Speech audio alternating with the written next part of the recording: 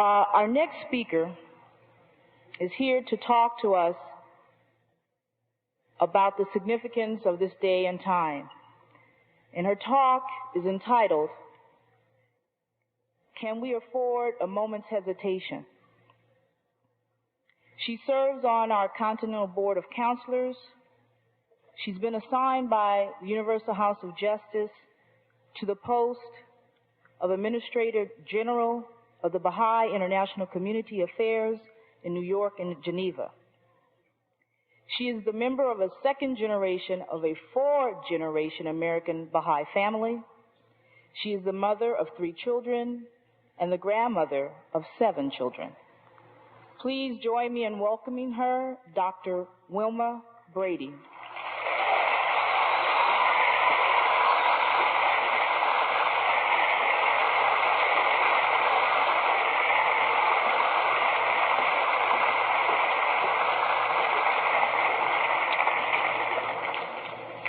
Aloha, friends. I just told Fred Schechter that I'm so full, I hope I can talk. Because there's so much that's going on. And this place, listen, the fireworks aren't out there. They're in here, and I know that.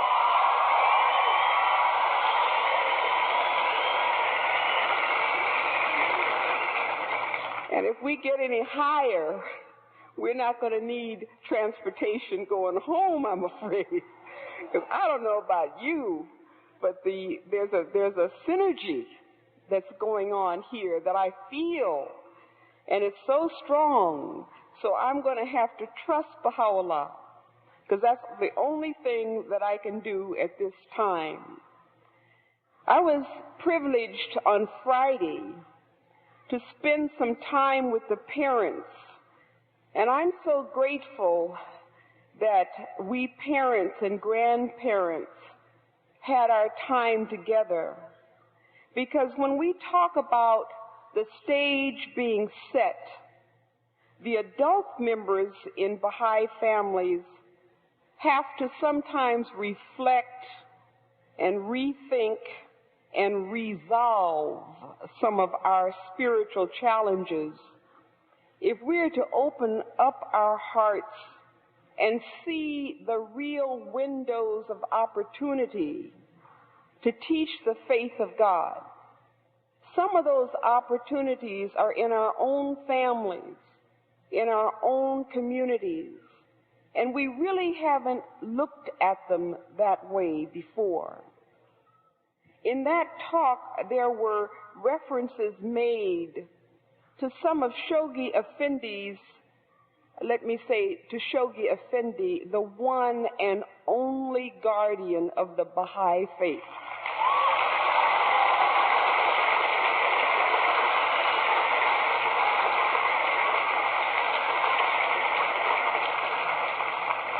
To lighten that just a little bit, among black people, that's called signifying, if you know what I mean. But in the early 30s, Shoghi Effendi wrote letters to the Baha'is in the West.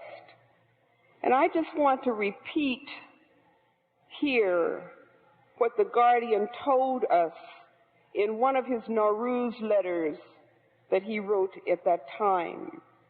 And he told us that our institutions would receive challenging criticisms, whether or not they were dictated by malice.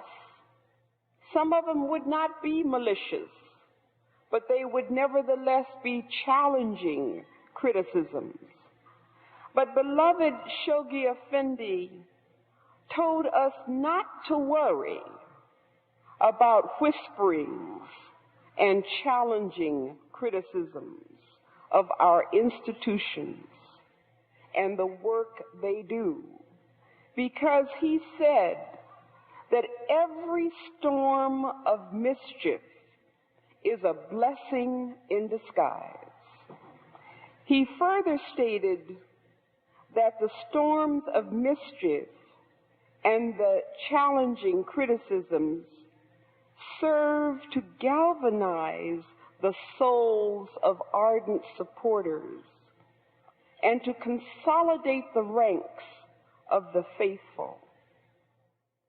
Instead of undermining the faith, such assaults, both from within the faith and without it, reinforce the foundations and excite the intensity of its flame. You will notice how this conference has been galvanized.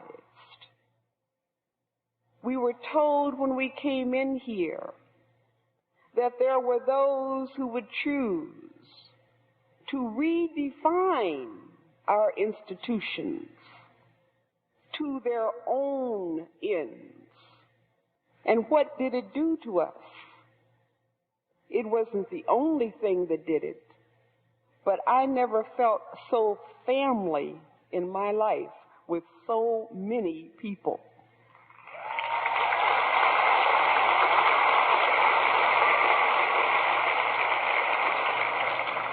And when we heard just a few minutes ago the letters, the reports of our martyred brothers and sisters from Iran, what does it make you feel?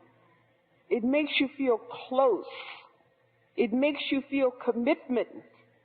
It makes you feel Baha'i.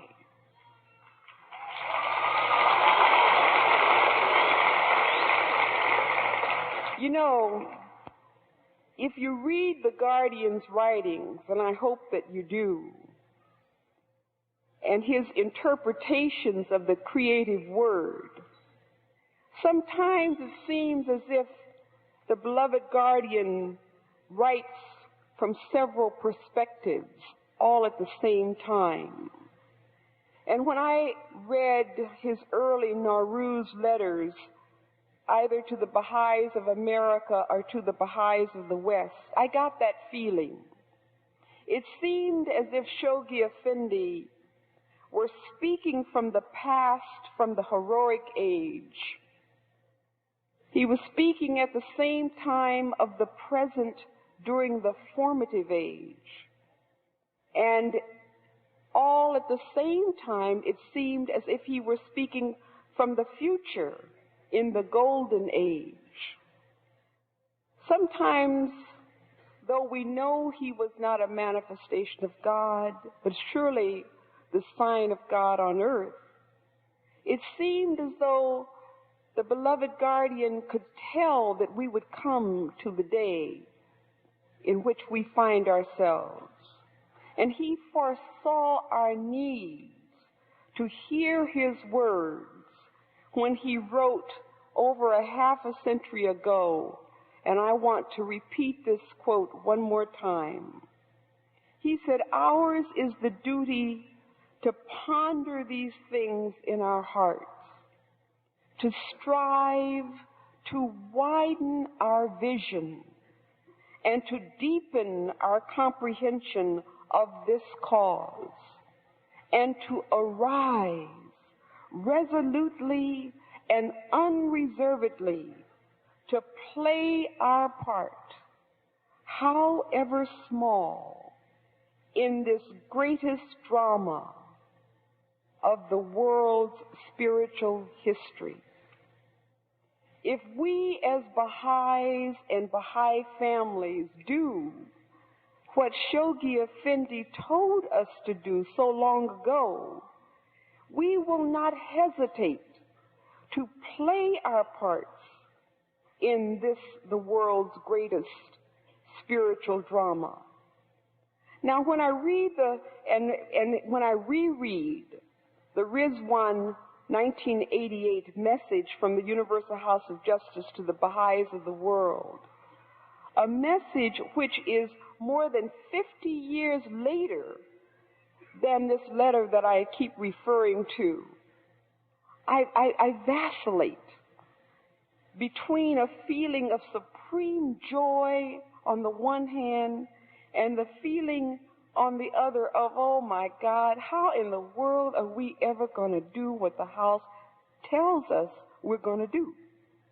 You see, you don't get rid of that, friends. When you read the letters, I like to read it in the morning when I'm fresh and I feel strong, because when I read it in my tired moments, I feel so impotent and unable. But how are we going to do and achieve the mighty victories that the House of Justice is calling us for?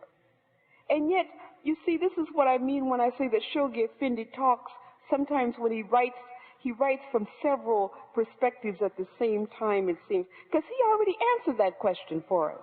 And what did he tell us to do? He told us the steps to take to get over our doubts and our fears. He said that we should ponder or think about the faith and the part we must play. And he said, where should we ponder it? With our heads? He said, no.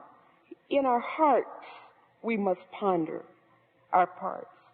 And then he said we must strive to widen our vision.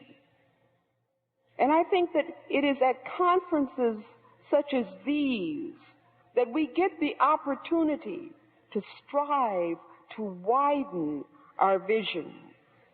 And then he said we must deepen our comprehension of this cause. Strive to understand this mighty drama in which we are expected to play a part. And then, he said, we should arise resolutely and unreservedly, with no reservations, to play our part. The Lord knows that we need a unified and dedicated Baha'i community worldwide to carry out the instructions of the Universal House of Justice.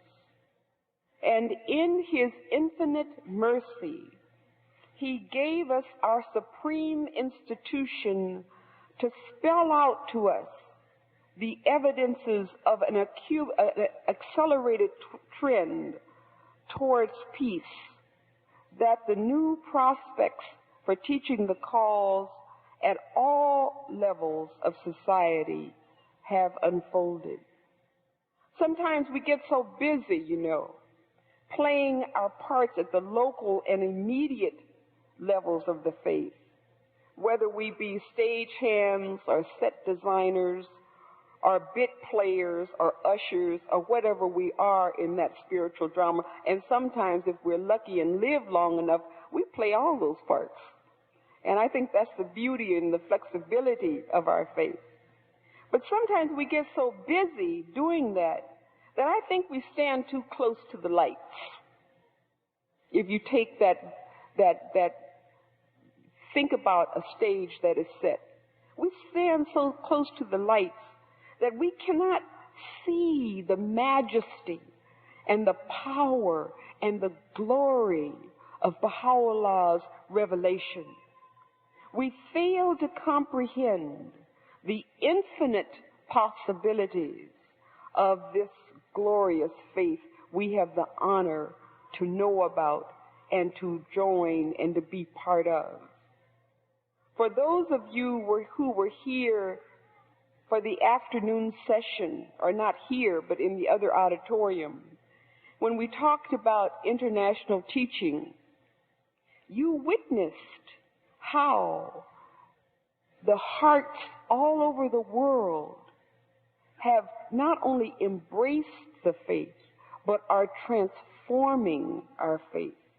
We had people on the stage from all parts of the world, and they were not foreigners, my dear friends. They were not exotic people we did not understand. Maybe you didn't notice it, but all of a sudden, they and we changed. When we come together like that, and it is pointed out to us that these people are from all over the world, we realize in a most wonderful way that they and we are one, because we are first Baha'is. And then, of course, second, we are Baha'is. And, of course, last, we are Baha'is.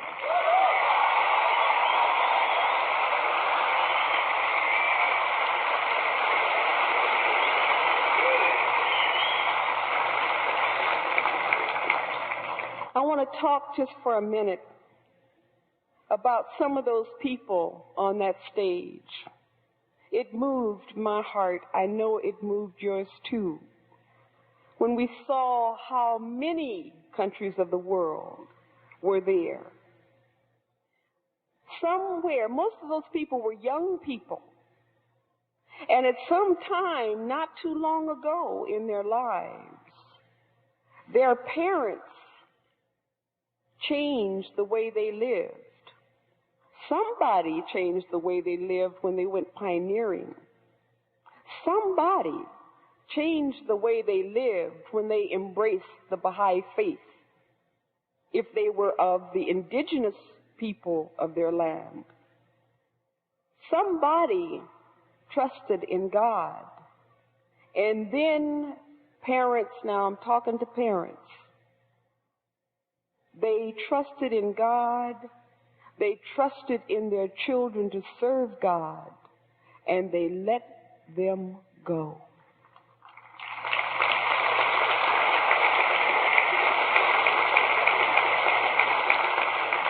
I want to tell you a small story about that. Early in my life, I met a person to whom I was so attracted. She was such a young woman, as was I, but she was so wise, and she had made such good use of her life. And I found out that at 15 years of age, she had left her small town in Texas and gone to one of the major universities in this country. And I thought to myself, because I had young children then, how in the world did her mother and father let this young girl, who had never been away from home before, go to a major university far away from her home at such a young age? She was only 15. And so later on, I got a chance to meet this young woman's mother. And I was so happy to know this lady. And I asked her after we had talked for a while, how did you let your daughter go away to school? And you see, they were not rich people, so they couldn't catch a plane. Neither could the daughter catch a plane and come back and forth like we do nowadays. When she went away to school, she couldn't come home till the summers, if then, because they didn't have scholarships and they didn't have the money for all this travel, you see. But I asked her mother, I said, how did you let her go at 15 years old? This young lady was very, very bright. That's why she went to school so early. And her mother gave me a simple answer. She said, Wilma, I let her go because I knew what I was sending.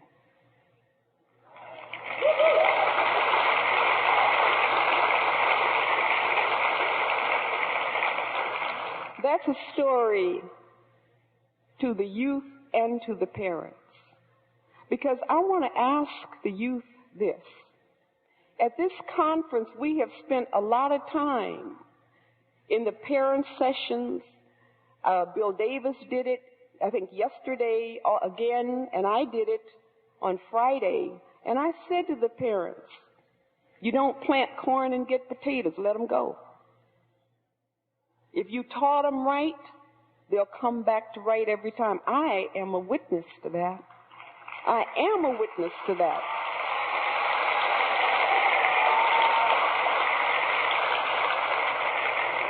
But now I want to tell the youth something so I can get back in the good graces of all the parents who are sitting there saying, Wilma, don't say that again. I know what you're thinking. You're scared. I was too. But I want to say this to the youth. We have said that from the podium, but only you can make it true. And I ask you to be trustworthy, to be open and above board with your parents, to get in your minds that the only thing worth saving, serving, and sacrificing for is Baha'u'llah. It is the only thing that is worthy of your dedication and your high calling on this plane of existence.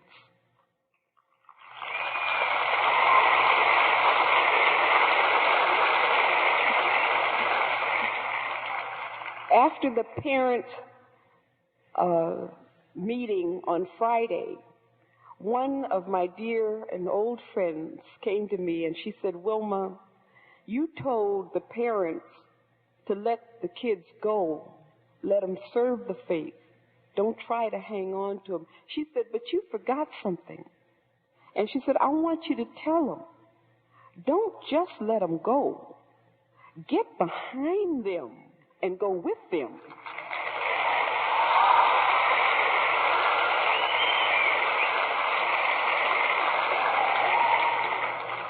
And that is true, because we've got to go too.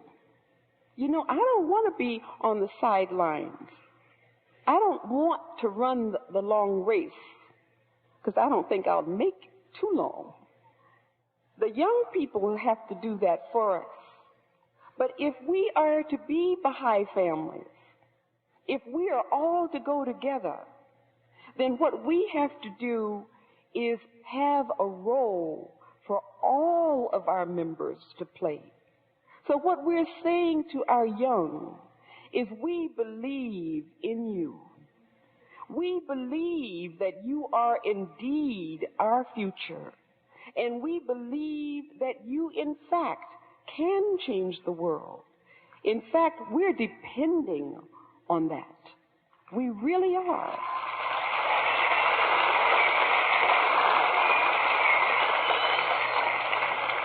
Now let me just say this. Don't expect success without test.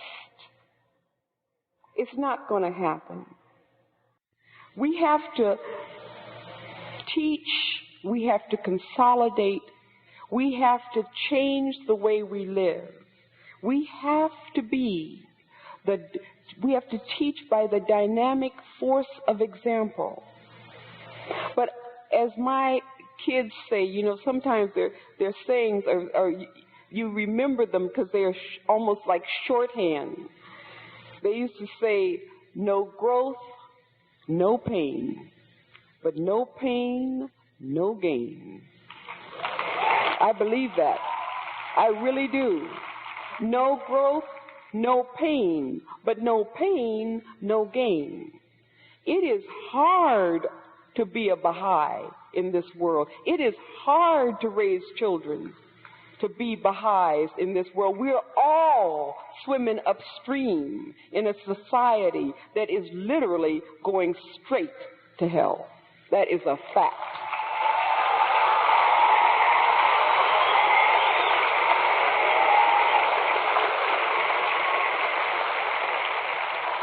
This afternoon I was in my room and I prayed and I tried to get a speech together.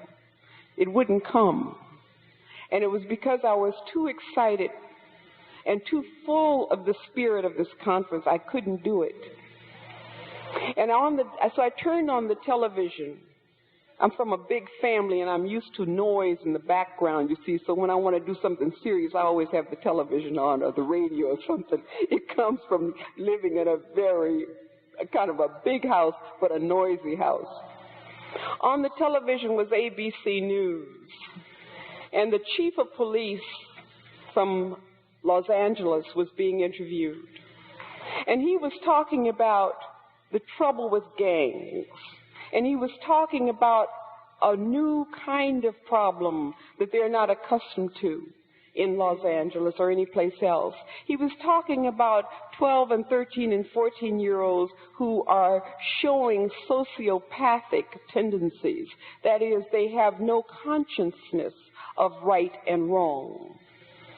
And he says that these are the young people that are giving them such a problem.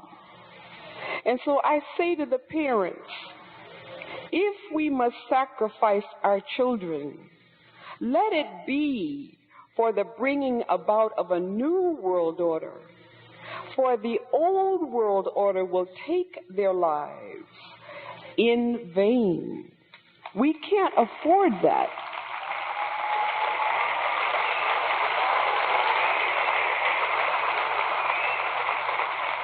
How can we hesitate when we hold the key to tomorrow? How can we hesitate when the stage is truly set? How can we hesitate when what we're asked to do is not to be dragged from a prison cell to our deaths, but to share this healing message with the world so that we can all have a tomorrow? Friends, we have the key. What is it that stops us? Don't we believe in God? Don't we trust Him? What is it that stops us? Have we not opened our hearts? What is it that stops us? Don't we know there is no other way? What is it that stops us? Only one small step where we take ourselves in our own hearts and replace them with Baha'u'llah. It is the only way that we will have a future worth fooling with. It is the only way that the world will survive. And when we, as we must, go to that next plane of existence, it is the only way that we will be able to look wherever we get close to Baha'u'llah. I can't say in the eye, but however close we can get to Him. It is the only way, parents, youth, friends, guests, that we will be able to say, Lord, we tried. Thank you very much.